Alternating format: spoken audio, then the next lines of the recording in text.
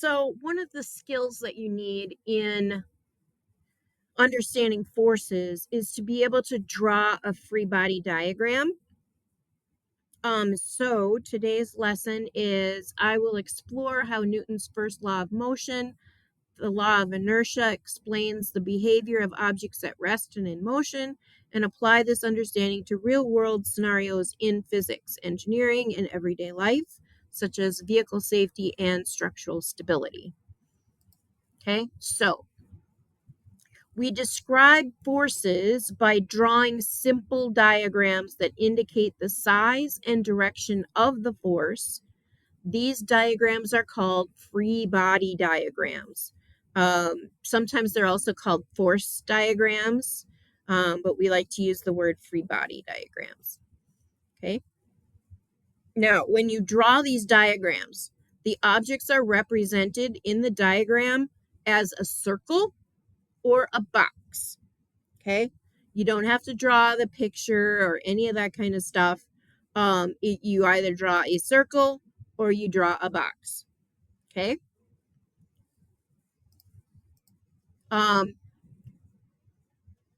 So forces that are applied to an object or on an object are represented by arrows.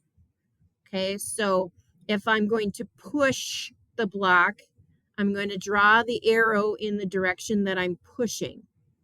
If I'm going to pull the box, I'm going to, again, draw the arrow from the box in the direction that I'm going to pull it. Okay? The length of the arrow shows the size of the force. So if you look at the blue arrow to the red arrow is longer, so that means that this is a larger force than this one. Okay? And then the arrowhead always points in the direction that the force is being applied. Okay. The only rule for drawing free body diagrams is that all of the forces have to be applied to the object, right? So you have to make sure that all of the forces are drawn. Okay.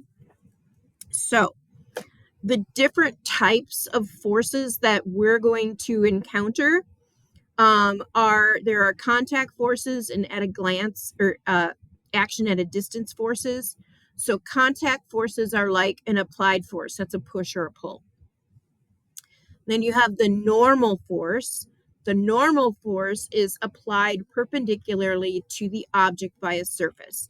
So if you have a cup sitting on the table, the table itself is applying a force upward on the cup, right? That's what keeps it from falling through the table. Okay.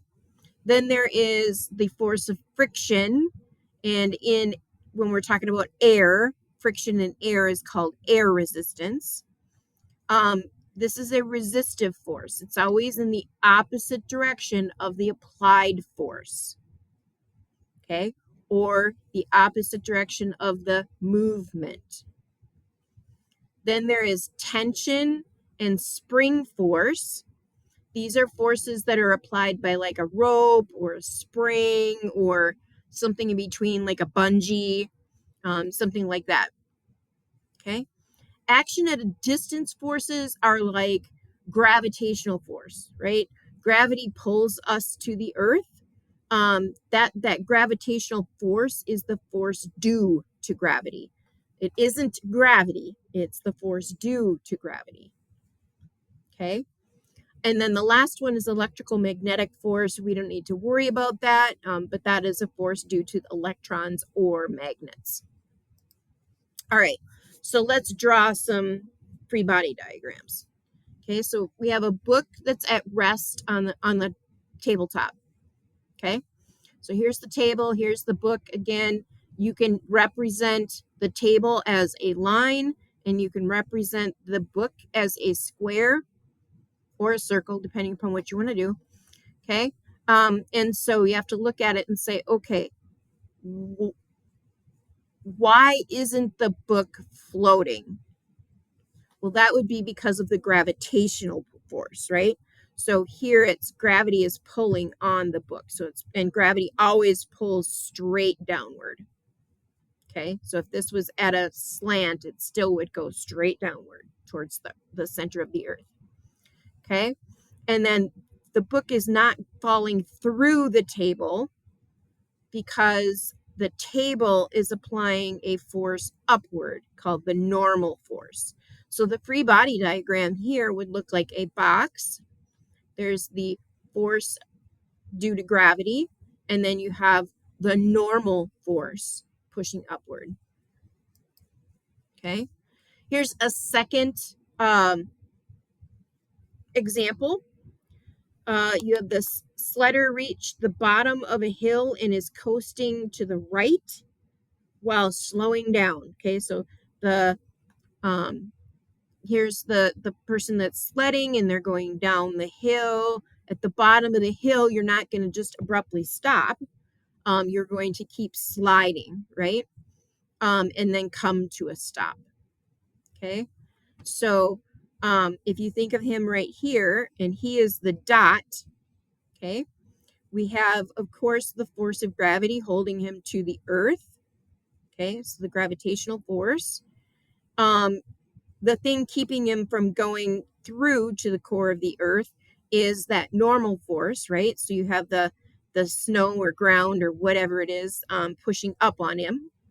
Okay, and then he's slowing down, but he's moving to the right. So he's moving to the right, but because he's slowing down, the friction goes the opposite way. Okay. Then you ask yourself, well, but why isn't there some sort of applied force going in the other direction? Well, that's because the object is already moving. Remember, an object in motion stays in motion. Okay, so an object that's in motion does not need a force to keep it moving. Okay.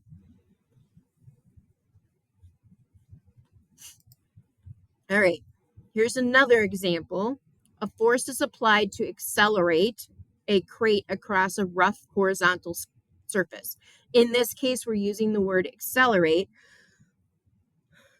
to state that it is moving, right?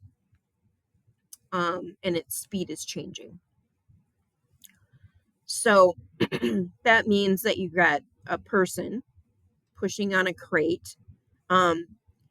If it doesn't say what direction, you can decide what direction on your own. I just always take a force going to the right unless I'm told differently. Okay, so if we look at the crate would be a box. Okay, we have the crate's not floating away, so that means that the gravitational force is pulling on it, pulling straight down. It's also not going into the floor or wherever it is. Therefore, that surface is pushing up on it, so that's the normal force. The person is pushing, right? And it's pushing in my case, I'm saying it's going to the right, right? So the applied force is to the right. And then because it's on a surface, there's always going to be friction in there somewhere unless they specifically say there isn't friction.